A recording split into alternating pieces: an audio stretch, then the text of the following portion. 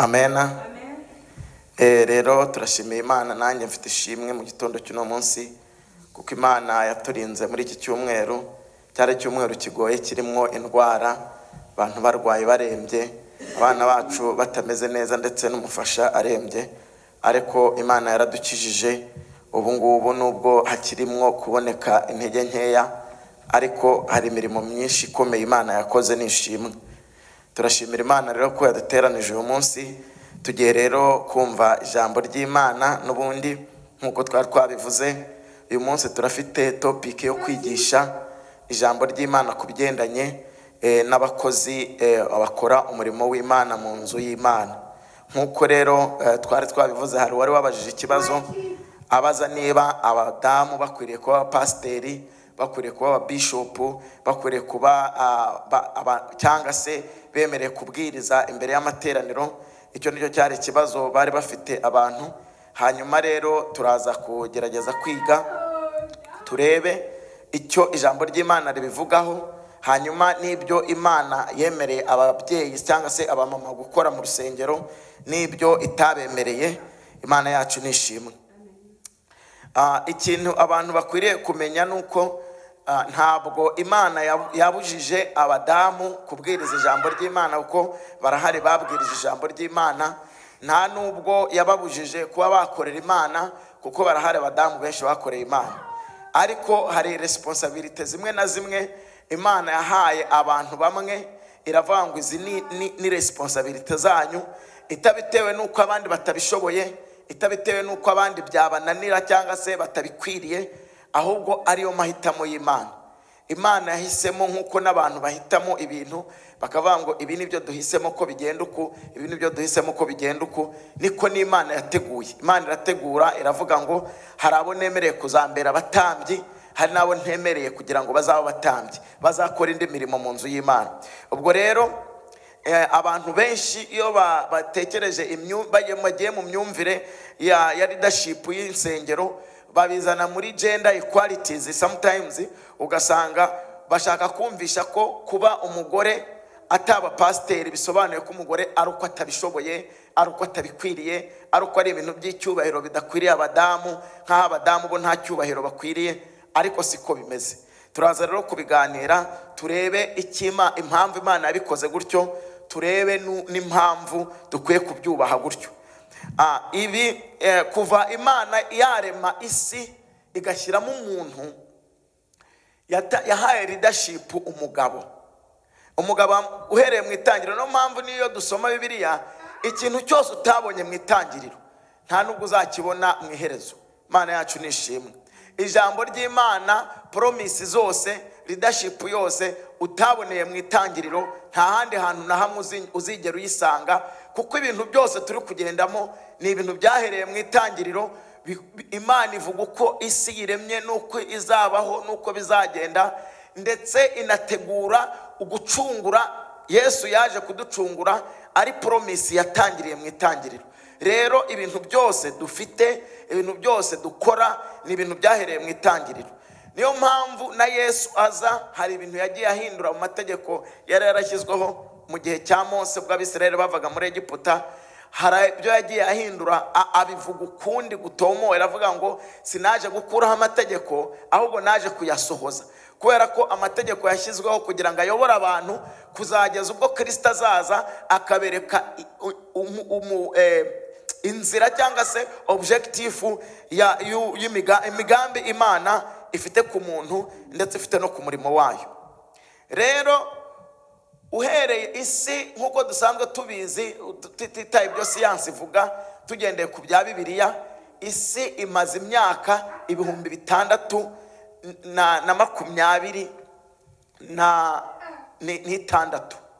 Mu kuvuga ngo ubaze guhera isi remwa kugeza kuri Aburahamu ni igihe kingana n'imyaka 2000.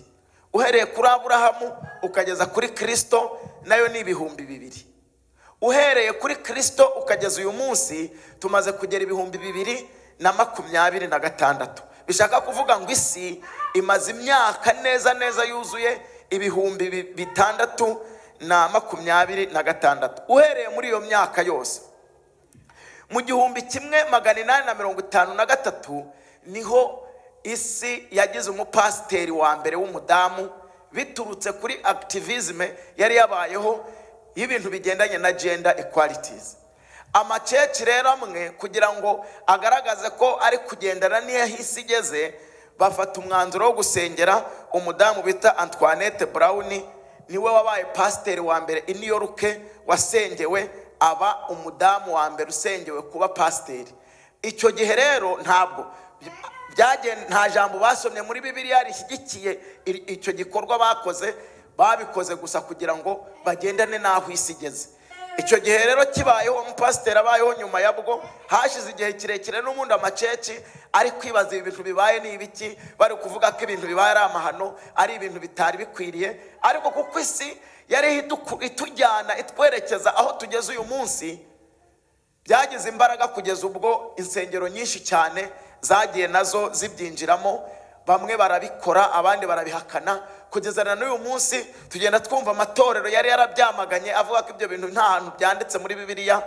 Ariko uko bugenda isi igenda itwegereza ku mperuka, Satani nawe arushirizaho gukora cyane. Niyo mpamvu ijambo ry'Imana rivuga ko iminsi irushirizaho kutwegera, natwe turushirizaho kwegera Imana cyane. Imana yacu tugirire neza. Rero kubw'iyo mpamvu turaza kureba ese ubundi ikintu bita umutambyi ni umuntu umeze ute? Ese umurimo umutambyi ashinzwe gukora ni uwuhe murimo? Ese Imana yagambiriye ko abatambyi bagomba kuba bameze gute? Ibyo tugiye kubisoma. Imana yacu nishimwe. Iyo turi kuvuga umutambyi rero tuba tuvuga no gutamba. Kuvuga ngo umutambyi ni umuntu ushinzwe gutamba ibitambo mu nzu y'Imana. Ibitambo bitambwa ni ibiki? Hanyuma ibyo bitambo bitambirwa hehe? Kera Imana yubatse urusengero mu gihe Abisirayeli bariho bava muri Egiputa. Imana yabwiye Mose yuko akwiriye kuyubakira ihema, hanyuma Imana ikaza igatura mu Bisirayeli.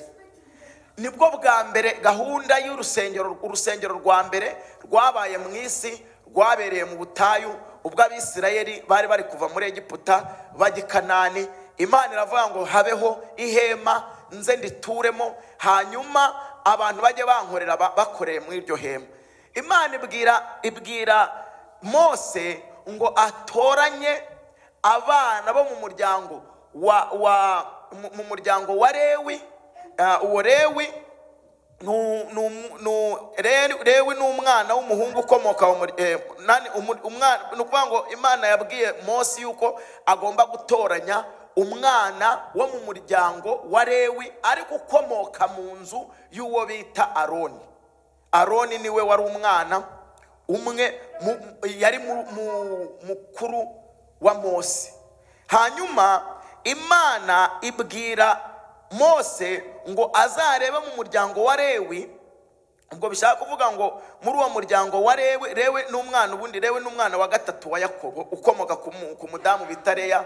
Leya akaba ari we Yakobo ubwo yajyaga kwa Labani ahunga mukuru wiwe, ubwo yaramaze kumuriganya. Yagezeyo kwa Labani, amaze kugera kwa Labani akunda umukobwa bita Rasheli. Amaze kumukunda, Labani rero mu kumushyira umugore nkawe yamushyiriye Rasheli amushyira Leya.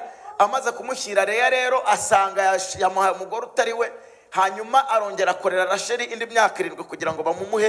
Ni ukuvuga ngo yari afite abagore babiri bakomoka ku mugabo umwe ari umukuru undi ari umurumuna wiwe. Hanyuma rero uwo nguwo yashatse bwa mbere bita Leya yabyaye umwana wa gatatu bita Lewi. Uwo mwana bita Lewi rero niwe Imana yahisemo iravuga ngo umuryango wa Lewi niho hazavamo abantu bazaba abatambyi mu nzu yanjye.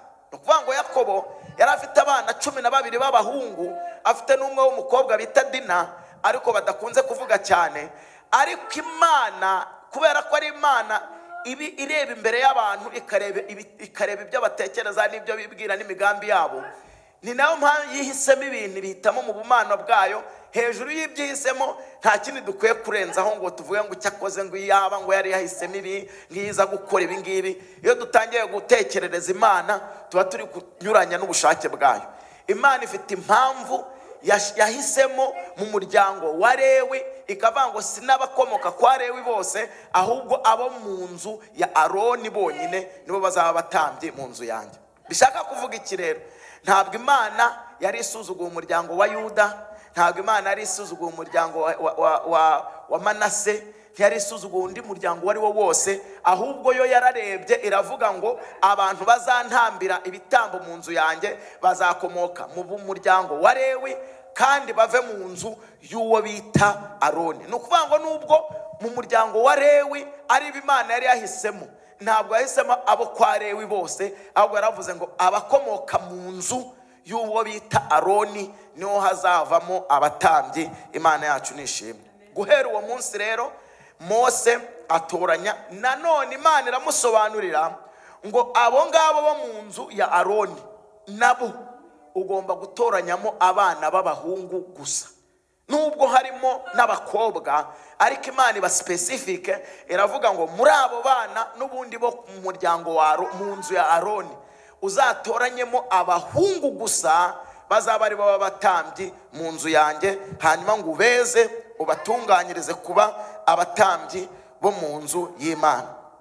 Ukorera Imana, Mose abikora nk'uko Imana yamutegetse, atoranya abantu bo mu nzu, abana b'abahungu bo mu nzu ya Aroni, arabeza abagira abatambyi mu nzu y'Imana. Aha rero ikibazo buri muntu wese yakibaza, uribaza ngo abagore, ngo kuki abagore bataba abatambyi?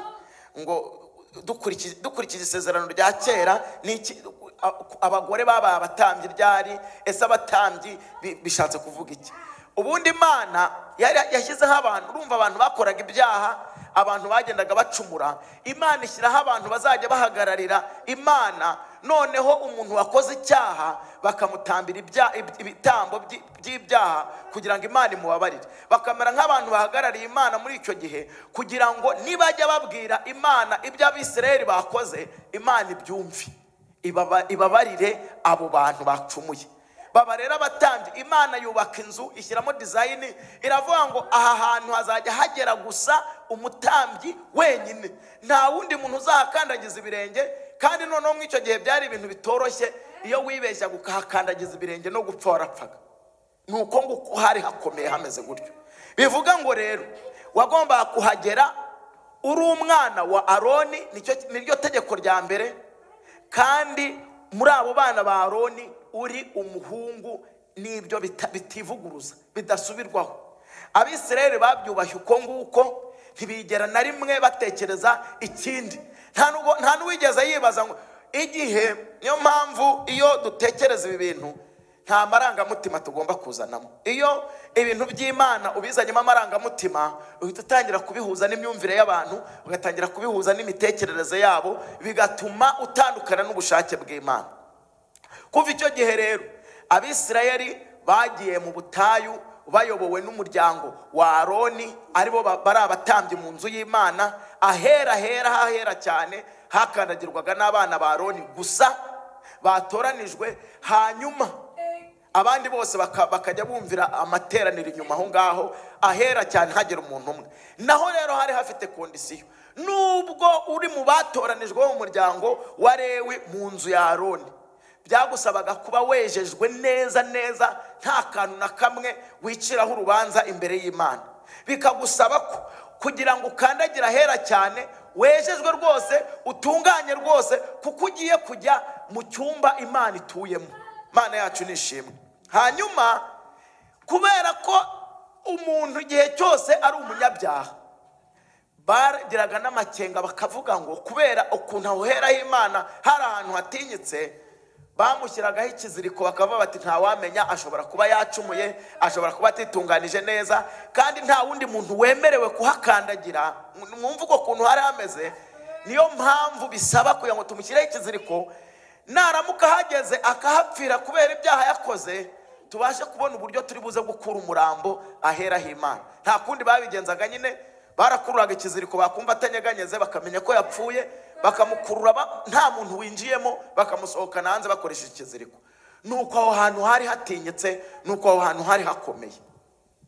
Hanyuma rero turagira ngo turebe umuntu washatse kuzana iyindi myumvire n'imitekerereze. Ntabwo turi basome ni inkuru abantu bagiye bazi, ndaza gusoma amagambo makeya kugira ngo tubone ko ari ijambo rikomeye kandi risaba kugira ngo tuvuge ibintu byinshi kuruta uko tubisoma, ariko ahantu byanditse buri muntu wese arahazi. Imana yacu tugirire neza. Mu butayu hari abantu bakomoka mu wundi muryango bita Kora, Datani na Abiramu. Bageze aho barambirwa ubwo butambyi bw'abana ba Aroni gusa, barabangwa se ubundi nta wundi muntu Imana yakoresha. Imana yacu nitugirire neza.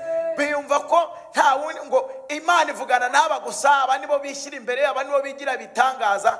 Nuko bafata umwanzuro wo gushaka kurwanya ubutumwa bwiza cyangwa se umugambi Imana yari ifite mu byerekeranye n'ubutambyi. Abo bantu rero ikintu cyababayeho ni iki? Ijambo ry'Imana riba mu Kubara ibice 16. Umuntu ushatse kwasoma ni mu gitabo cyo Kubara ibice 16.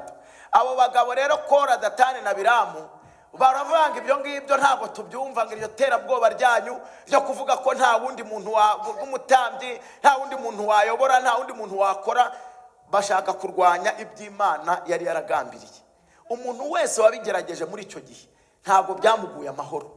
Nta muntu wigeze agerageza guhindura umugambi w'iby'Imana yategetse wigeze ugubwa neza. Nibo bantu babaye akabarore mu gihe cy'isezerano rya kera, barwanije gusa umugambi w'ubutambyi Imana yari yarashyizeho. Hanyuma Imana irabwira Mose ati, abo bantu niba batandukanije n'ibyo navuze, bakaba bumva bafite ukuri, mubabwire bahagarare ku ruhande rwabo. Abumva ko ibyo nategetse Mose ari byo kuri, nabo bahagarare ku ruhande rwabo. Imana yacu nishimwe. Niho muzumva hari abana bita ngo ni bene Kora, baravuze bati twere tugomba kwitandukanya na data. Ntabwo ari uko tumwanze, ahubwo nuko tutagomba guhagararaho Imana itari, tugomba guhagararaho Imana iri. Aho Imana iri niho Mose ahagaze, kuko ibyo Mose yatubwiye n'ibyo Imana yatweretse. Dufite ibihamya by'uko Imana yavuganye na Mose, ariko nta bihamya dufite ko Imana yavuganye na Datani na Abiramu na Kora. Baravuga bati rero nubwo ababyeyi bacu ari tubemera kandi tubakunze, n'ijambo ry'Imana ridutegeka kubumvira no kububaha, ariko kubera ko batandukanije n'ibyo Imana ishaka, tugomba guhagarara n'uwo Imana yavuganye nawe. Imana yacu nishimwe. Abo bantu ikintu cyakurikiyeho, ubutaka bwarasamye bubamirana n'amazu n'imitungo yose bafite, nta kintu na kimwe cyasigaye ku isi, byose byararigize.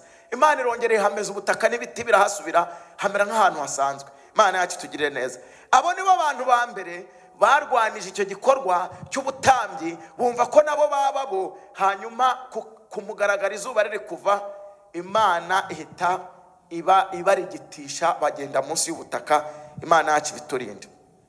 Hanyuma ikintu cyitwa ubutambyi, ntabwo Imana yigeze ivuga ko ubutambyi ari umuntu uri special w'igitangaza, ahubwo Imana yahisemo gutyo gusa kubera umugambi wayo. Noneho rero tugiye tukareba mu isezerano rya kera, twabaza tese niba ari uko bimeze, abagore bo bakoraga iki, bari bashinzwe iki? Dufite abagore benshi cyane mu ijambo ry'Imana. Mu isezerano rya kera bagiye bakora ibintu bihambaye, bagiye bakora ibintu bidasanzwe, kandi bakora ibintu n'ukuri by'indashyikirwa. Duhereye mu isezerano rya kera, turafite uwo bita Debora. Ni umwe wahagarariye Abisirayeli, wayoboye Abisirayeli mu buryo bwa politiki ndetse no mu buryo bw'umwuka. Arabayobora, yari umwe mu bacamanza b'icyo gihe, ariko ntiyari umutambyi. Ni ukuvuga ngo ikintu bita umutambyi gitandukanye no kuba wayobora abantu. Icyo gihe nawe iyo yagiraga ikibazo icyo ari cyo cyose, yagombaga gusanga abatambyi, ibyo abatambyi bakabikora, Debora nawe agakora ibindi. Iyo bavuze rero kuba umudamu adakwiriye guhinduka umutambyi, ntabwo baba bamubujije kuba yabwiriza ijambo ry'Imana, ntibaba bamubujije gukora ikindi icyo ari cyo cyose, ahubwo ibyo byari biri specific ku muryango wa Aroni, ku muryango wa Lewi, abana bakomoka mu nzu ya Aroni, kandi bakaba ari abana b'abahungu. Imana irabivuga specific, ariko ntibivuga yuko abadamu nta kazi bafite mu rusengero. Abadamu barimo uwo ngomba mbabwiye, Debora yakoze ibintu bikomeye by'indashyikirwa, kandi muri icyo gihe ayobora Abisirayeli mu gihe cy'abacamanza, kandi yabayoboye neza. tubona imiyoborere ya Debora ni ijambo riri mu Bacamanza ibice 4 kugeza ku bice 5, niho amakuru y'uwo bita Debora ari, kandi yayoboye Abisirayeli mu buryo bw'umwuka ndetse no mu buryo bw'umubiri, ari uyoboye Abisirayeli, ariko ntabwo yari umutambyi. Mana yacu nishimwe. Rero iyo abantu bagiye gufata ijambo ry'ubutambyi bakashaka kurihuza na Debora, baba batandukanije nuko ubutambyi busobanuye. Ubutambyi bitandukanye no kuba uyoboye abantu mu bindi bintu. Ushobora kuyobora muri politiki, ushobora kuyobora mu bindi bintu, ariko iyo bigeze kuvuga ngo umutambyi mu rusengero rw'Imana, abana ba Aroni nibo bakomeje kuba abatambyi. No mu gihe Debora yari ayoboye Abisirayeli, ntago abatambyi bahindutse, bakomeje kuba abo mu nzu ya Aroni. Imana yacu nishimwe. Ubwo uwo ni umwe mu bantu babaye abayobozi b'abakobwa kandi bakoze ibintu by'indashyikirwa. Turahabona n'undi bita Miriyamu, nawe yabaye umuyobozi ukomeye cyane w'abaririmbyi baririmbiraga Imana, ari umudamu, kandi muri icyo gihe yayoboraga harimo abaririmbyi b'abagabo, harimo abaririmbyi b'abagore. Bishaka kuvuga ngo icyo cyubahiro yaragifite, ari umuntu uyoboye abaririmbyi, kandi Imana yaranezerewe indirimbo ze. Niyo mpamvu yanditswe mu mateka ya Bibiliya. Ni ijambo naryo dusoma mu Kuva ibice 15 umurongo wa 20 kugeza kuri 21, tuhabona leadership y'umukobwa bita Miriyamu waririmbiraga Imana, ari uyoboye amateraniro korari y'abaririmbyi muri icyo gihe cy'Abisirayeli. Ibyo rero ntibivuga ko abadamu hari ikintu bahejwe mu nzu y'Imana, ahubwo Imana yo muri design yayo yaravuze ngo urusengero rwanjye, umutambyi ahera hanjye hagomba guhagarara hagatambirwa ibitambo bitambwe n'abana bo mu nzu ya Aroni bakomoka kwa Lewi. Imana yacu nishimwe. Ntabwo Imana yari ivuze ko abandi bana bose batagize icyo bamaze, kuko niyo urebye umugabo bita Yesu akomoka mu muryango wa Yuda, kandi uwo muryango wa Yuda ntabwo ariho Lewi akomoka. Ntabwo ari umuryango wa Lewi, ariko Imana yo yakomereje ubutambyi bwayo umuryango wa Yuda, irangije iravuga ngo nigeye umutambyi urunditse abatambyi bose. Imana yacu nishimwe cyane. Niyo mpamvu iyo tuvuga umutambyi ni igishushanyo cya Kristo. Imana yacu nishimwe. Rero ufashe Kristo nawe yaza kubona ko mu butambyi hagomba kuba ibindi bintu bihinduka, yagomba kuza ari umudamu. Ntabwo byari kuba bisebeje. Imana yacu nishimwe. Ariko Imana yashimye kuza mu ishusho ry'umugabo bita Yesu Kristo. Imana yacu nishimwe, ari uhagarariye abatambyi bose. Imana yacu habwe icyubahiro. Nuko rero ubutambyi ntabwo bwatangiriye, ntabwo leadership y'Imana ku bigendanye n'abagabo yatangiriye mu Bisirayeli, ahubwo ni umushinga Imana yakoze kuva isi itararemwa. Imana yari bifite mu mugambi, igiye kurema irema umugabo. Imaze kurema umugabo, irangije iravuga ngo wowe nkugize umutware w'ibintu byose biri mu isi. Imana yacu nishimwe. Imana yirabyivugira ngo ngugize umutware w'ibintu byose ndemye, ngo imuhereza ubushobozi, imuhereza n'imbaraga. Iravanga ibintu byose biri mu isi, ni wowe uzabyita izina, kandi izina rizitwa ikintu cyose uzaryita iryo zina rizaba iryacyo. Imana rero irema Adamu, imuhereza ubwo butware.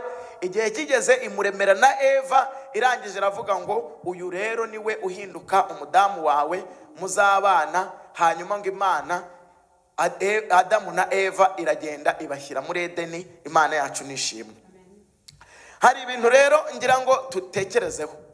Imana imaze gushyira Adamu muri Edeni na Eva, hari ikintu abantu bashobora kuba batajya batekerezaho cyangwa se ngo bakibazeho, ariko nagira ngo mbabwire, ntabwo Imana yigeze iza kubwira Eva. Nta hantu na hamwe muri Bibiliya hagaragara Imana yakoresheje inama Adamu na Eva ngo ibabwire ngo dore ibyo ngomba kubabwira ni ibi, amategeko ngomba kubaha naha.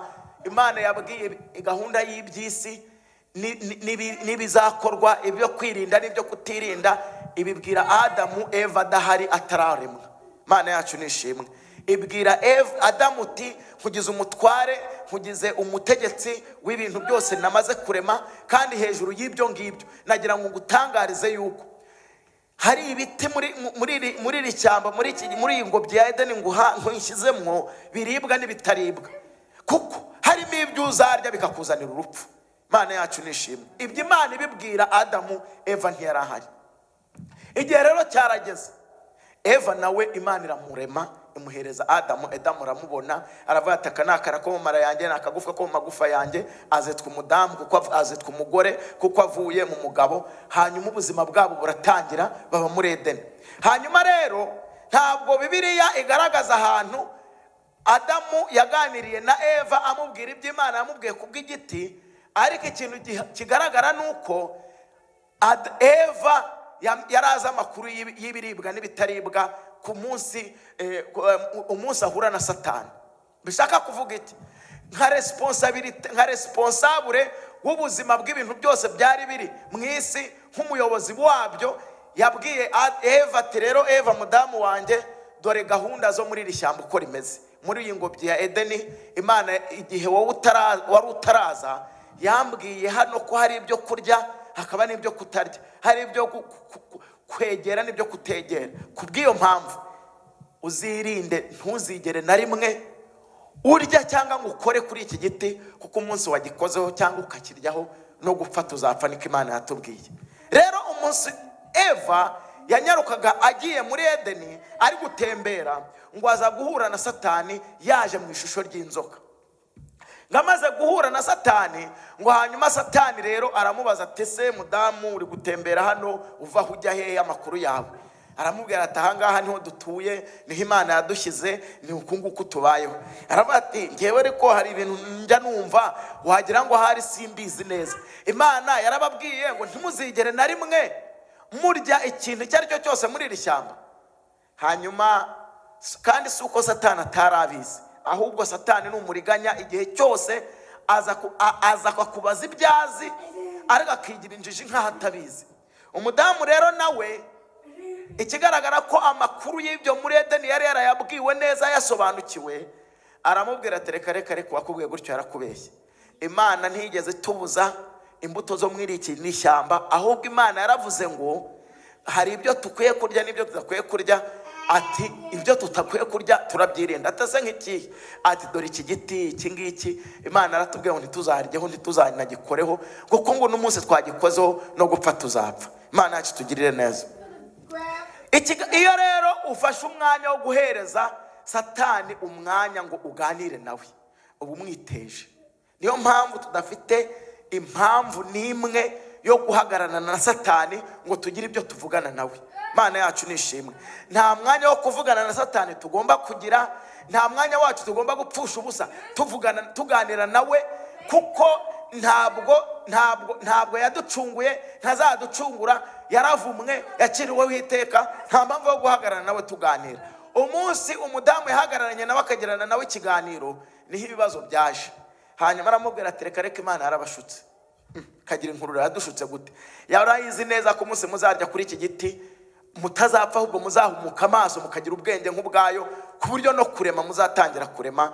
Imana yacu tugirire neza. Nuko Eva abarashutswe, arabyemera. Amaze kubyemera, igitara kiriye, aje rero agishyira umugabo nawe ararya. Barangije kukirya bose bahita basangira bambaye ubusa.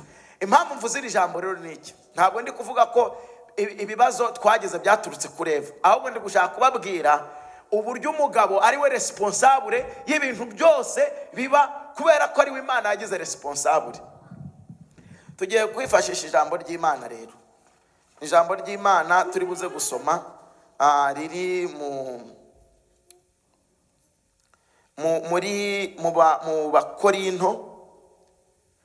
Bakorinto ba mbere, ibice byaho. Turasoma ijambo ry'Imana riri mu Bakorinto ba mbere,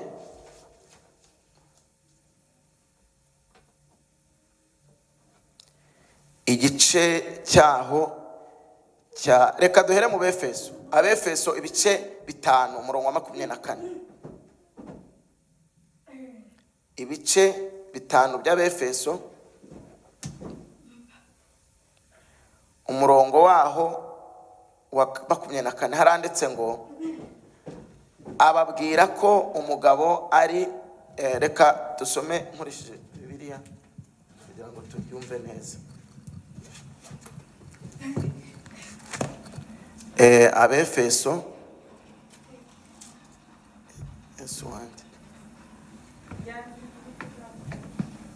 Abefeso ibice bitanu n'umurongo wa 24. Reka dusome mu izina ry'umwami wacu Yesu Kristo twumve uko ijambo ry'Imana rivuga.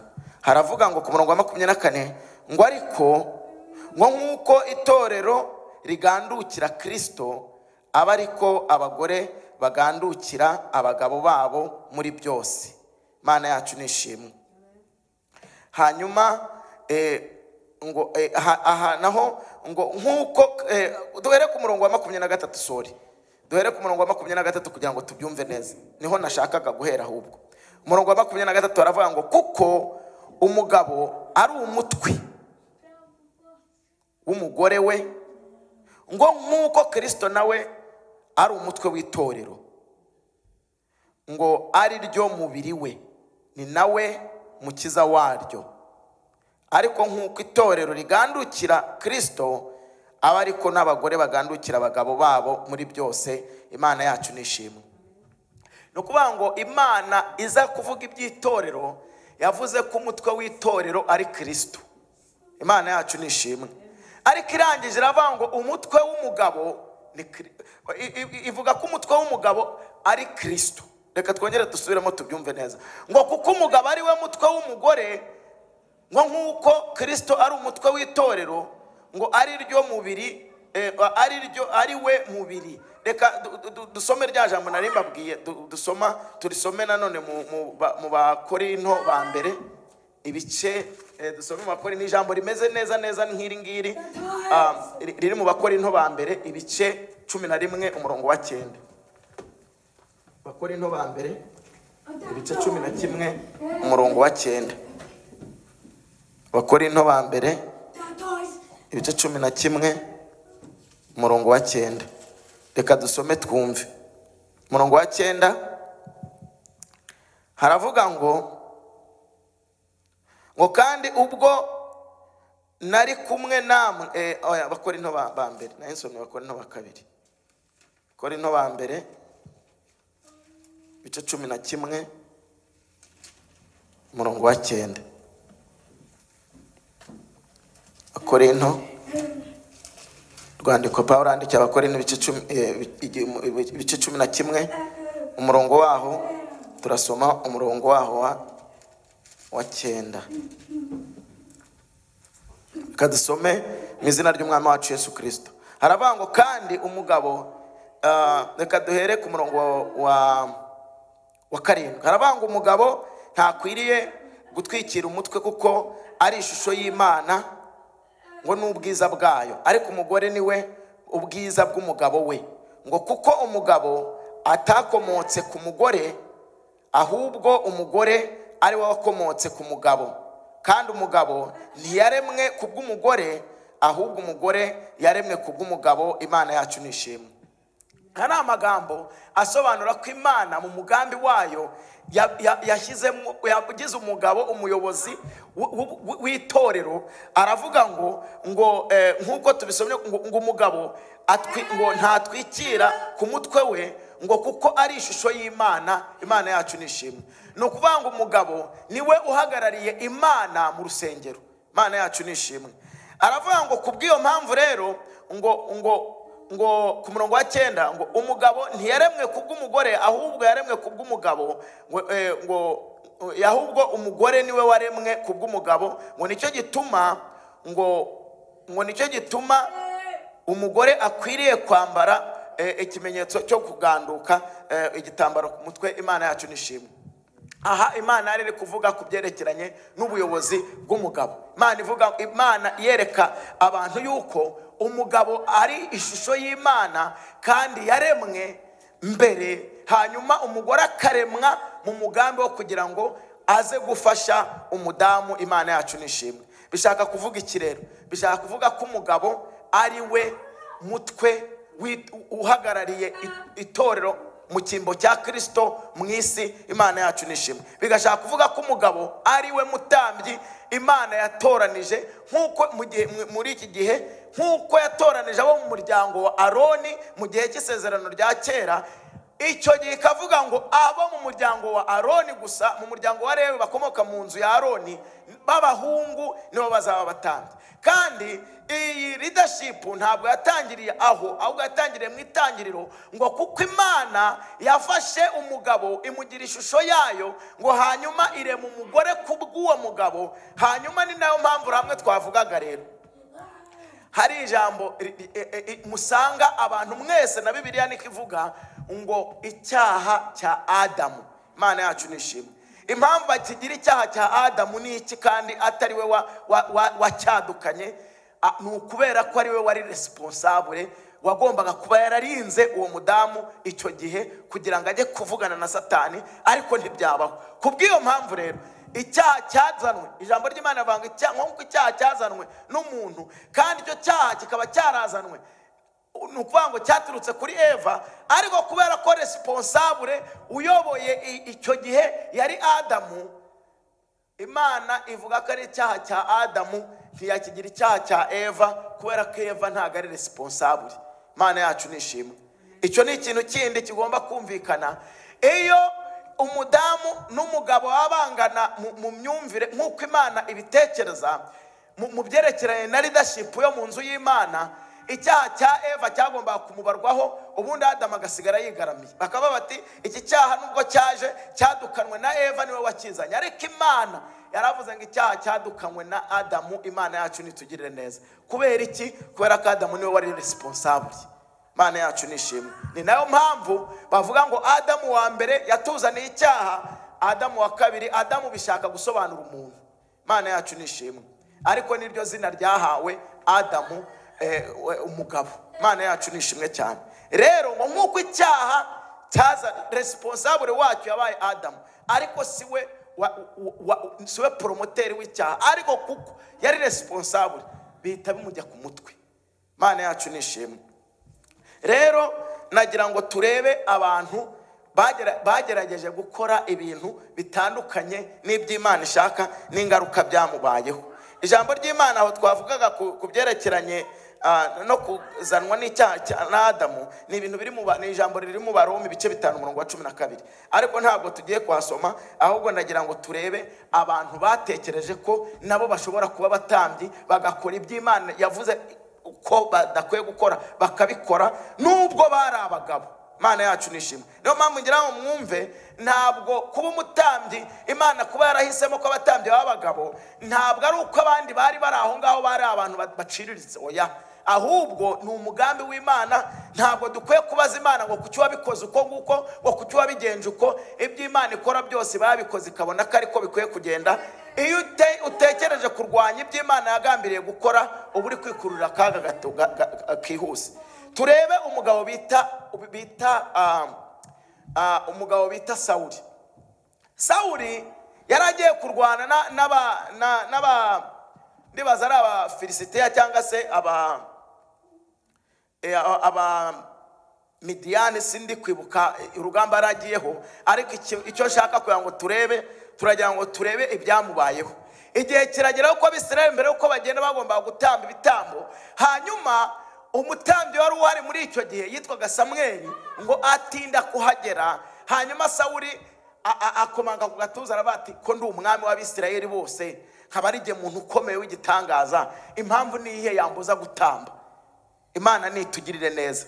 Impamvu yari ihari, impamvu ya mbere, kuba ari umugabo ntibihagije, kuba ari n'umwami ntibihagije, ahubwo kuba adakomoka mu muryango wa Lewi, akaba atari uwo mu nzu ya Aroni, birahagije ko atemerewe kuba umutambyi nubwo afite icyubahiro, nubwo akomeye, nubwo ari umuntu w'igitangaza. Ariko kuko muri design y'Imana yavuze ngo abatambyi bo mu nzu yanjye bagomba kuba bo mu muryango wa Lewi, bakomoka mu nzu ya Aroni, kandi bakaba ari abagabo. Nibyo ni akadomo, nta kindi kirenzaho. Imana yacu tugirire neza. Umugabo aravuga ati ndi umwami w'Abisirayeli bose, kandi nanjye ndatoranijwe n'Imana, ngiye rero kubikora. Abateruye igitambo, aragiye ngo agiye gutamba. Ibyamubayeho muzabisome ijambo ry'Imana rirabisobanura neza muri Samweli wa mbere ibice 13 niho hari ibyamubayeho. Imana yacu nishimwe.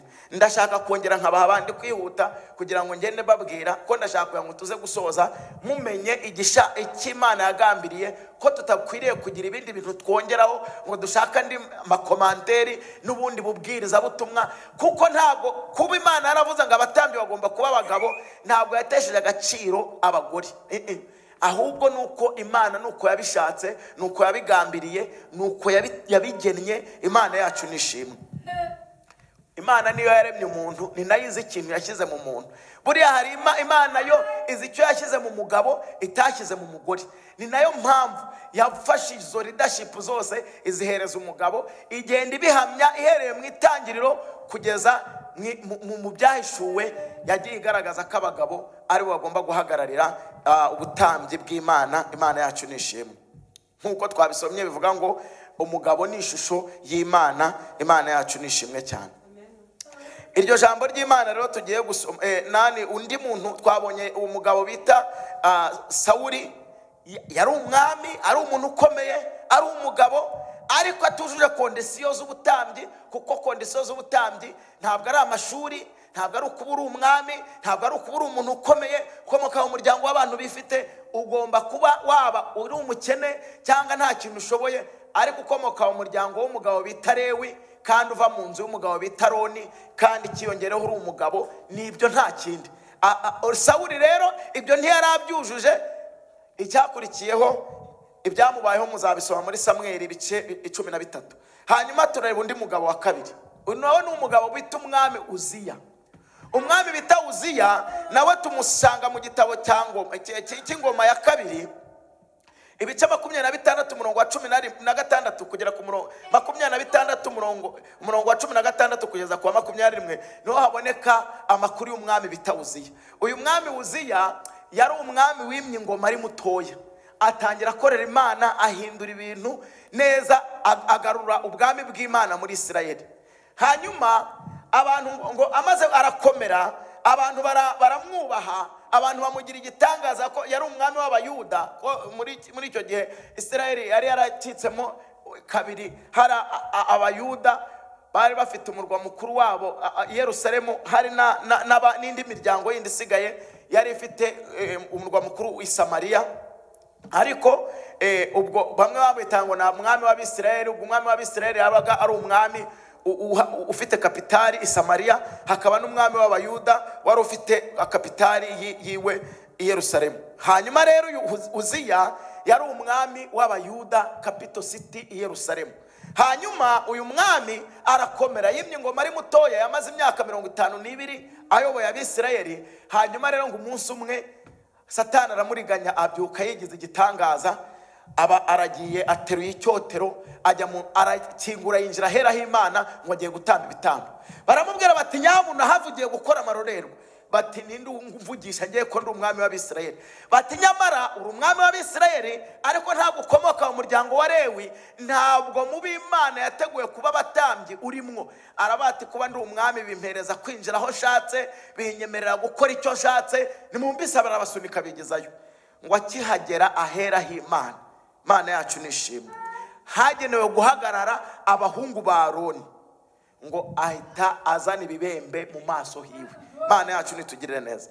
Igikomeye rero, iyo umuntu yarwaraga ibibembe bahitaga bamuca muri Isirayeli. Imana yacu tugirire neza. Nawe niko byagenze. Bahise bamuha kato, aragenda ba mu nzu ya kato yagenewe ababembe, kandi yari umwami w'Abisirayeli, azize gusa kujya gukora umurimo Imana itigeze itegura ngo ukorwe nawe.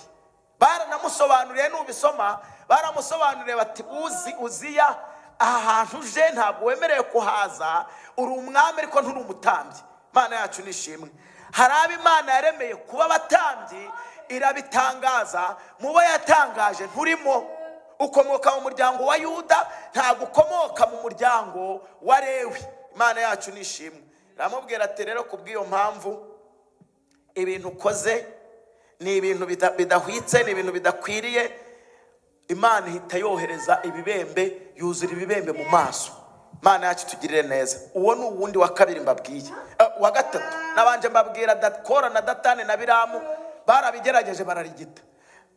Turareba tubona uwo bita Sawuli nawe yakoze ibintu nk'ibyo bimutera akaga. Turareba uyu bita Uziya yabibembeyemo. Hanyuma ndagira ngo mbabwire n'uwundi, hari uwo bita Nadabu na Abihu, bo noneho bari abana ba Lewi ari n'abatambyi. Nubwo Imana yagutoranije kuba umutambyi, hari ibyo ukwiriye gukora n'ibyo udakwiriye gukora. Imana yacu nitugirire neza. Twebwe ubutambyi bwacu twenyegeza umuriro Imana yacanye. Imana yacu nishimwe. Ntabwo dushinzwe gucana umuriro wacu. Imana yacu ihabwe icyubahiro. Nubwo Imana yahisemo abana bo kwa Aroni ikabagira abatambyi, ariko yarababwiye ngo dore umuriro wo ku gitambo ndawucanye ntukazime. Imana yacu nishimwe. Mwabatambyi mwe, akazi mbahaye nako gucunga uyu muriro ncanye ku gicaniro ntukazime. Imana yacu nishimwe. Umurimo bari bafite rero wari wo guhora bahanganye n'umuriro w'Imana ngo ntukazime. Ariyo mpamvu muri iyi minsi ubutambyi bwahindutse akajagari, kubera ko umuriro w'Imana warazimye. Nta muntu wo kuwatsa, basigaye biyakiriza uwo bashatse. Imana yacu nitugirire neza. Uwo rero bita Nadabu na Abihu, ikintu bakoze barasinziriye, barirangarira, bigira nyine bantu ntibindeba, bati twebwe turi abatambyi, ibyo birahagije. Wa muriro Imana yacanye ugira ute? Umuriro urazimye. Umuriro umaze kuzima rero, Imana yari yarihaningirije Mose ngo uyu muriro wo ku gicaniro ntukagire gute? Ntukazime, ujye uhora waka ibihe byose. Ishyiraho abatambyi bafite umurimo. Nagira ngo mbabwire ngo abatambyi akazi bari bafite kari ako gukorera Imana gusa. Icya cumi amaturo niho byajyaga muri abo batambyi, niho bari bashinzwe kubirya, niho bari bashinzwe kubikoresha, kuko nta kandi kazi Imana yari yarabahaye. Ntibari bemerewe guhinga, ntibari bemerewe gusarura, ntibari bemerewe gukora ikintu na kimwe usibye umurimo w'Imana. Bishaka kuvuga ngo kuba umuriro wakuzimiyeho nta gisobanuro ufite. Nta kandi kazi wari ufite nako kureba gucungana n'umuriro w'Imana ngo utazima. None umuriro w'Imana warazimye mu rusengero. Niyo mpamvu ibintu byose bizira batinyutse bakajya babikora uko biboneye, kubera ko umuriro w'Imana wazimye. Aba bagabo byagenze gute rero? Bo bari abatambyi banabyemerewe, ariko umuriro w'Imana ugira gute?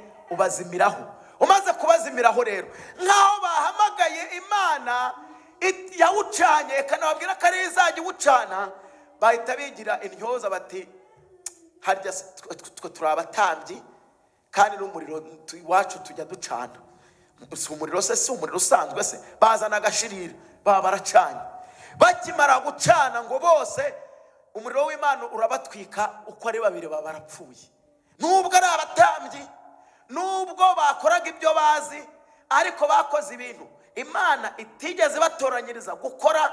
Icyakurikiyeho Imana ibatsinda aho ngaho. Imana yacu ishimwe. Nubwo Imana yagutoranije kuba umutambyi, hari ikindi kintu kiyorosa hejuru y'ibyo. Nuko ugomba kuba maso ngo umuriro w'Imana ntuzime ku gicaniro. Imana yacu nishimwe. Rero mu gihe umuriro ukuzimiyeho, ukwiriye kutagerageza kuwukura ahandi, ugahamagara Imana. Imana yacu nishimwe cyane, ukayibwira ngo umuriro wanzimiyeho. Niyo mpamvu ari nyembabazi.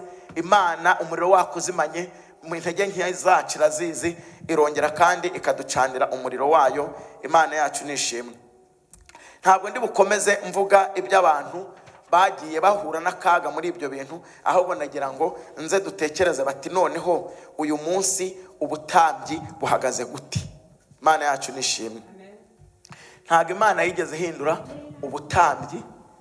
Aho Yesu yaziye, yaraje afata abagabo bo mu miryango itandukanye, kuko buri intumwa zose ntabwo zikomoka mu muryango umwe, ariko yaraje ifata abagabo bo mu Bisirayeli itoranyamo abagomba kuba intumwa, kuko umutambyi we ntiyaragikenewe. Umutambyi yari Kristo Yesu. Imana yacu nishimwe. Ariko kubera yuko umutambyi yari Kristo Yesu, tukaba twumvise ijambo ry'Imana rivuga ngo umugabo niwe uhagarariye Kristo mu iteraniro. Imana yacu nishimwe. Leadership y'itorero irihereza abagabo. Niyo mpamvu Pawulo yandikiye Timoteyo amwigisha ibya leadership. Uyu munsi njya ntangazwa n'ukuntu abantu babisoma bakashaka kubihengeka. Aravuga ngo azaba ari umugabo w'umugore umwe. Imana yacu nishimwe. Ntabwo yigeze avuga ngo ni umugore w'umugabo umwe cyangwa se ngazaba ari umugore cyangwa se umugabo. Imana nayo irazi ibyo bintu izi kubivuga. Iyo ari ibintu ivuga ngo bikwiriye umugore n'umugabo, ibyo ngibyo irabivuga. Iyo ivuze ngo ni umugabo, abantu bakiyongeraho ngo umugabo ngo cyangwa umugore, baba batangiye kuvuga ibyo bitanditse. Kandi ibintu byose tuvuga tugendeye mu marangamutima, tudafite ahantu tubisoma, nibyo bituzanira akaga. Ijambo ry'Imana riravuga ngo umutambyi agomba kuba umugabo. Reka tubisome kugira ngo iryo jambo naryo tugende turyumvise. Ni ijambo ry'Imana riri muri Timoteyo wa mbere. Turasoma ijambo ry'Imana riri mu gitabo mu rwaruwa Pawulo yandikiye umukozi w'Imana Timoteyo. Timoteyo ibice, reka dusome. Ni ijambo ry'Imana riri mu rwandiko Pawulo yandikiye Timoteyo. Katuhasome.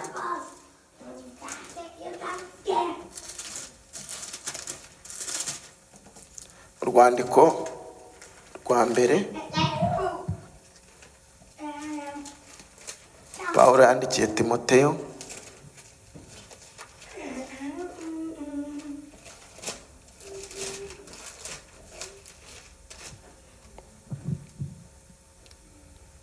Ni ibice byaho bitatu. Umurongo waho, urwandiko rwa mbere Pawulo yandikiye Timoteyo, mu bice byaho bitatu. Umurongo waho turahera ku murongo wa mbere. Aravangira ijambo niryo kwizerwa, ngo umuntu nashaka kuba umwepiskopi aba yifuje umurimo mwiza. Ngo nuko umwepiskopi akwiriye kuba inyangamugayo no kuba umugabo w'umugore umwe. Aha ntabwo yigeze avuga ngo umugabo cyangwa umugore. Yaravuze ngo agomba kuba ari umugabo w'umugore umwe, abe adakunda ibisindisha, wirinda, ugira gahunda mu kubaho kwe, ukunda gucumbikira abashyitsi, ufite ubwenge bwo kwigisha, atari umunywi wa vino cyangwa umunyarukoni, ahubwo umugwaneza, utarwana, utari umukunzi w'impiya, utegeka neza abo mu rugo rwe, agatera abana be kumvira no kubaha rwose. Imana yacu nishimwe. Izo nizo kriteriya. Iyo niyo nakita resume y'umuntu ugomba kuba umwepiskopi. Agomba kuba ari umugabo ufite umugore umwe. Iyo bagiye kwimika rero abagore, kubera ko badafite ahantu basoma, bahita bishyiriraho ngo cyangwa. Iyo cyangwa bayikura hehe? Nta hantu iri iyo cyangwa. Ukumva ngo ubwo rero ngo tugiye kumusengera, tumugire umukuru w'itorero, ngo nuko rero ngo bagahita bazanira ijambo, bamara kurisoma bagahita bavuga ngo azaba ari umugabo, bakumva badashyizemo umugore, bagahita bongeraho akantu bita ngo cyangwa. Iyo cyangwa ibivuye kwa Satani, kuko ntabwo yanditse hano muri iki gitabo. Imana yacu nishimwe. Ijambo ry'Imana riri clair, riravuga ngo agomba kuba ari umugabo. Iyo aza kuba ari umugabo cyangwa umugore, ntabwo Pawulo aba yaribagiwe kubivuga. Abantu bakavuga ngo Pawulo ngo yagenderaga mu marangamutima, ngo yuko icyo gihembwe ibintu byari bimeze. Ntabwo ari uko bimeze, kuko dufite abadiyakoni bari muri risezerano rya kera, mu isezerano rishya, abadiyakoni basengeye b'abadamu. Turafite n'abandi bakoze imirimo y'Imana b'abadamu benshi, tutakirirwa dusobanura cyane. Ariko nagira ngo mbabwire ngo nta handi hantu tuzasoma handitse ngo nta jambo uzabona muri Bibiliya wishingikirizaho, kuko hari abantu bavuga ngo umugore n'umugabo ngo bose ni bamwe mu bwami bw'Imana. Ntabwo tubihakanye, abo bose baracunguwe. Niki ijambo ry'Imana rivuga ngo agakiza Imana yatanze ntabwo yagatanze ku muzungu gusa ngo umwirabura musige, ntiyagatanze ku mbata ngo ab'umudendezi bareke, ntabwo yagatanze ku bakomeye cyangwa boroheje ngo bareke. Aka gakiza yagahaye abantu bose. Niyo mpamvu yavuze ngo imbere y'Imana umugabo n'umugore bose barangana, ntihariho umuyuda, ntiharimo uwo umunyamahanga, ntihariho b'imbata cyangwa umudendezo, mu gakiza twese turi bimwe. Iyo bafashe iryo jambo bakarihuza n'umwepiskopi, baba bari gushaka kwinjiza amarangamutima mu ijambo ry'Imana. Kuko uhereye mu itangiriro ukageza mu byahishuwe, nta hantu na hamwe Imana, yewe nubwo wagendera mu bami, nta hantu na hamwe higeze haboneka umwami mu Bisirayeli w'umudamu. Mana yacu tugirire neza. Nta hantu na hamwe tuzasoma Yesu yigeze atoranya umwe mu badamu ngo aza mugire intumwa. Mana yacu nishimwe. None uhereye mu itangiriro ukageza mu kinyejana cya 18, niho abantu batangiriye kuzana imyumvire iyo uko abagore nabo bakwiriye kwinjira muri izo nshingano. Ntabwo ndi kubuza abadamu kuba abapasiteri, sindi kubuza n'abadamu kuba aba bishop n'ibiki byose, ahubwo ndi kuvuga ngo ijambo bagendeyeho bagendeye kuriye. Ntibaba baragendeye ku ijambo rya Kora na Datani na Biramu ngo nabo barabishoboye. Mana yacu nishimwe. Ntabwo kubishobora ntabwo ari cyo kibazo, kuko barabishoboye, baranabikora. Hari n'ababikora neza kurusha abo bagabo, ariko kubera ko atari Imana yatoranije ngo babikore, bazagibwaho n'urubanza bati ko tudapfa kandi Kora na Datani barapfuye. N'ubundi ibyaha bisigaye bikorerwa ku ruhimbi, ntibapfe kubera amaraso ya Yesu Kristo. Mana yacu nishimwe. Amaraso ya Yesu Kristo yatumye igitambaro cyari kirahera gikurwaho, hanyuma iravango muri abatambyi ndetse n'abahereza mu nzu y'Imana. Bishaka kuvanga umuntu wese yajya imbere y'Imana agasenga hatabayeho umutambyi, yajya imbere y'Imana agasaba imbabazi hatabayeho umutambyi, hanyuma Imana ikamubabarira. Ariko niba tuvuze ngo umwepiskopi, reka dusome ijambo ry'Imana, iki ijambo ry'Imana ribivugaho. Paulo aravuze ngo nkuko Imana itabanjije ngo ireme umugore, ahubwo yarangije kurema umugabo, kandi umugabo akaba atararemwe kubera umugore, ahubwo umugore rero waremwe kubw'umugabo. Ijambo ry'Imana rikaba ritubwira ko umugabo ahagarariye Imana. Icyo ni ikimenyetso kivuga ko leadership nta hantu ihuriye n'ubushobozi ufite, nta hantu ihuriye kuba ubizi neza, ahubwo ni design, n'ibyo Imana yagambiriye gukora.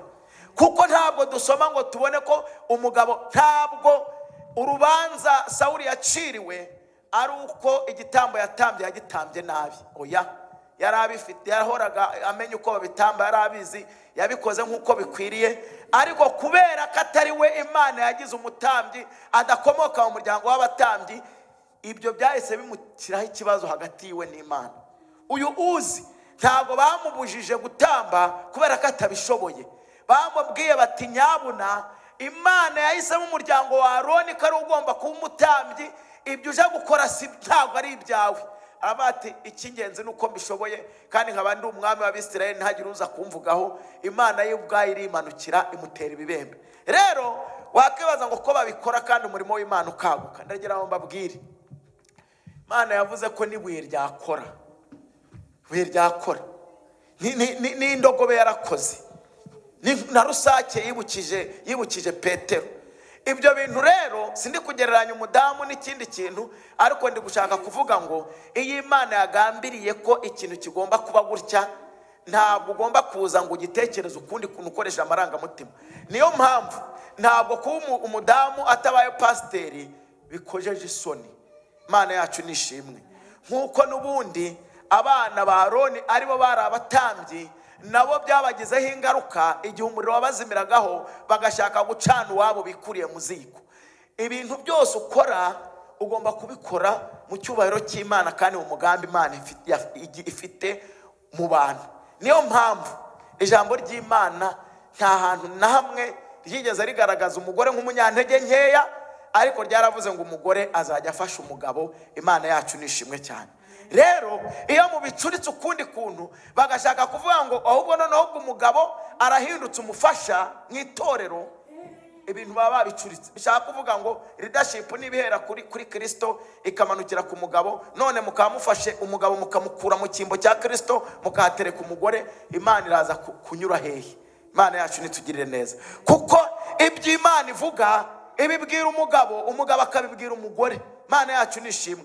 None murabihinduye, Imana igiye mubigize ukundi kuntu. Ni nayo mpamvu Imana yafashe ibyaha cya Eva icyandika ku mutwe wa Adamu, kubera yuko responsibility zo kurinda ubusugire bw'Imana zari zifite umugabo bita Adamu. Niyo mpamvu ibyo tuzananirwa gukora nk'abagabo ntago bizabazwa abagore, ariko ibyo abagore bazashaka gukora bakavuga ngo kuko abagabo batabikoze ntibizabura kubagiraho ingaruka. Kubera ko Samweli yaratinze, amasaha yagomberaga kuza gutambaho igitambo yararenze. Umugabo bita Sawuli agira uburakari, bati Abisirayeli turi gukerererwa, none umutambyi ntiyaje. Kuba umutambyi yatinze kuza ntabwo buguhereza ubushobozi bwo kugenda ngo ukore ibyo Imana itagutegetse gukora. Imana yacu nishimwe. Sawuli yaza kurindira Samweli akaza, nta rubanza yari afite.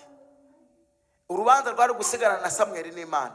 Ariko kubera ko yaheze avanga, ariko ubundi ibyo Samweli ahora akora njye sinabikora, niko abadamu bavuga bamwe na bamwe, bakavuga ngo kanaka bikora ngo njye kuki ntabikora, ngo kubera iki, ngo kandi ndabishoboye, ngo kubatiza se byananira nde, gutanga ifunguro se byananira nde, gushyingira byananira nde.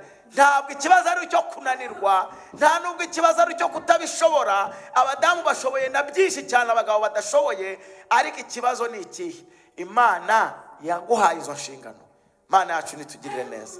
Umugabo Sawuli ntabwo yabikoze nabi, ntabwo igitambo yatambye yagicuritse ngo ibyabanzaga abiherutse, ngo ibyaherukaga bari byabanza. Nta nubwo yafashe igitambo ngo agicurika cyerekeza aho kitagomba kwerekera. Yabikoze neza nk'uko byagakwiye gukorwa, ariko atari we Imana yahisemo kugira ngo ajye agira ate, kugira ngo ajye abikora. Rero iyo ukoze iby'Imana, kandi hanyuma yuko Imana ivuze ko abana bava mu muryango wa Aroni, ubushobozi bwo kubahitamo yabuhaye umugabo bita Mose. Mose abihereza abamukurikiye, abatambyi nabo bakajya bagenda bashyiraho abandi. Ariko ubutambyi bwagiye busimburana mu muryango wa Lewi, mu nzu ya Aroni, abagabo gusa, nubwo havukaga n'abakobwa, ariko nta mukobwa wigeze ajya kurwanira ubwo butegetsi, nta mukobwa wigeze ajya kumva ko hari ibintu bimureba. Nta n'abandi bo mu wundi muryango bagerageje kubirwanira ngo bibagwe neza. Ababigerageje bose byabaguye nabi. Uyu munsi rero dufite amahirwe kuko turi mu gihe cy'ubuntu. Nta muntu uzicwa nuko yagiye gutamba ibitambo ari umudamu. Ariko nagira ngo mbabwire, abantu benshi ijambo ry'Imana ravuga ngo ubwo twari dupfuye tuzize ibicumuro, ni ubuntu bw'Imana bwaturokoye. Icyo gihe twari dupfuye tuzize ibicumuro, abantu baratubonaga bakabona turi kugenda duhagaze, bakabona abantu turakora, bakabona turi kubasha kuvuga, bakabona turi basha kugenda, bakabona ni ibintu bisanzwe. Ariko Imana yatureba ikabona turapfuye kubera ibicumuro. Rero kuba ukiri kugenda, kuba uri kunyeganyeza akaboko ukabona biragenda, kuba ugenda mu rusengero ukavuga ngo haleluya abantu bakikiriza, ntibisobanuye yuko uri muzima. Imana yacu nitugirire neza. Ahubwo ugomba kubaza Imana ngo ese kize inshingano ndi gukora ntazemerewe, atari ko Imana yabitegetse, ubu ngubu ndi muzima cyangwa narapfuye? Imana yacu nitugirire neza. Imana yabwiye Adamu ngo umunsi wariye kuri urubuto no gupfa uzapfa. Abantu bati ko Adamu ari we muntu waramye cyane kurusha abandi, ariko yaramye iminsi ye yose atongeye kubona Imana n'umunsi n'umwe. Hari abantu babona bagenda Imana ibabona nk'abapfuye, batayumva, batayibona, batumvijwe ryayo. Imana yacu nishimwe. Kuva Adamu yakora icyaha, nta munsi yabonye Imana ije kumuhana gusa, biba birarangiye. Ntiyongeye kuyibona imyaka yamaze 990, ntiyongeye kubona Imana mu buzima bwiwe. Yapfuye ahagaze. Imana yacu nishimwe. Nsoza rero, nagira ngo mbabwire ko ntabwo Imana yigeze ivuga ko kuba umugore atawe umwepiskopi ari ikimenyetso cy'uko ari umunyantege nkeya. Oya, nta nubwo Imana yatoranije abagabo kugira ngo bari bo batambyi bo mu muryango wa Aroni, kubera ko mu muryango wa Yuda batari babishoboye, cyangwa se umuryango wa Zebuloni ko batari babishoboye, cyangwa se umuryango wa Isakari ko batari babishoboye. Oya, bari babishoboye, bari banabizi, babitondekanya neza ku murongo nk'uko bikwiriye.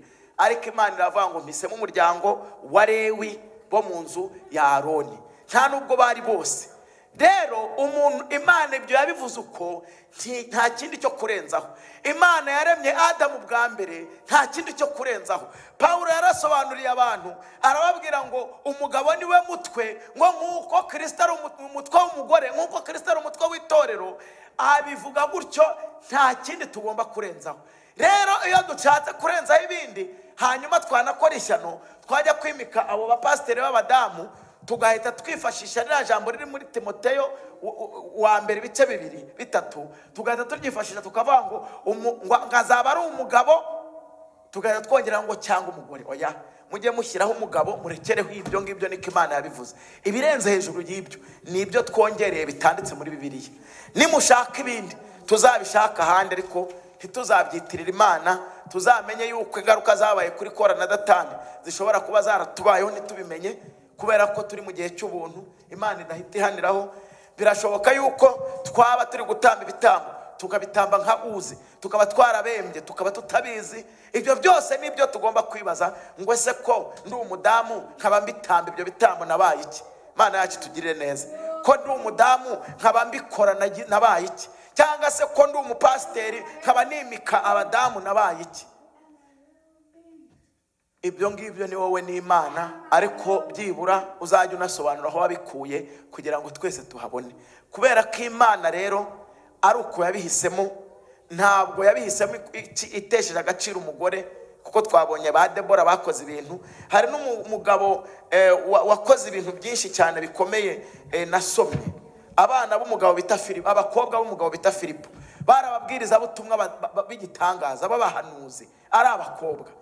Abakobwa barahari bakoze ibintu bikomeye, barahari benshi cyane. Ariko iyo bageze ku mutambyi, Imana yabigize specific ko ari abantu, ari abagabo bahagarariye Imana, aribo batambyi, aribo bayobozi, aribo bahagarariye urugo, aribo bahagarariye itorero. Imana yacu nishimwe. Turashoje rero. Abari bafite ibibazo kuri iryo jambo, nibaza ko mubonye igisubizo. Hanyuma habaye hari ikindi kintu umuntu yibaza ku by'ubutumwa bwiza twavuze, n'ubundi tuzongera nacyo tugisobanurira abantu bacyumve bakimenye. Ntabwo Imana yatesheje agaciro umugore ivuga ko atakwiriye kuba umutambyi.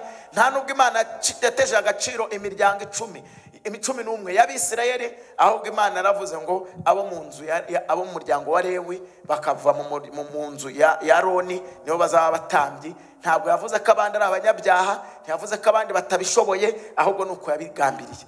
Kuba yaravuze ngo umwepiskopi agomba kuba ari umugabo w'umugore umwe, ntabwo yibagiwe kuvuga ko yagombye kuba umugore w'umugabo umwe. Ibyo nabyo yagomba kubishyiraho. Yavuze ko ari uko bigomba kugenda. Imana yacu nishimwe. Ubwo rero tugiye guhaguruka dusenge. Ni ijambo twariho twigisha, ntabwo twariho tubwiriza, ariko iri jambo, iki cyigisho duhawe kiravuga ngo umugore ni umunyembaraga, yagiye akora ibintu bikomeye, harimo kutubyarira umwami wacu Yesu Kristo. Ntabwo umugabo yari kubishobora. Harimo kuba Debora ari mu bantu bakoze ibintu bikomeye mu gihe cy'Abisirayeli mu bucamanza. Harimo umugabo umudamu bita Foibe, nawe ari mu bantu bakoze ibintu bikomeye cyane muri Bibiliya mu byakozwe n'intumwa. Hari abantu benshi b'abadamu bakoze ibintu by'indashyikirwa, ariko Imana yo yahisemo ngo abatambyi bagomba kuba abagabo, umugabo w'umugore umwe. Naho bihagaze. Ijambo iyo urisomye nuko bimeze, nta n'ikindi twabirenzaho. Imana rero nishimwe. Tugiye guhaguruka dusoze dusenga.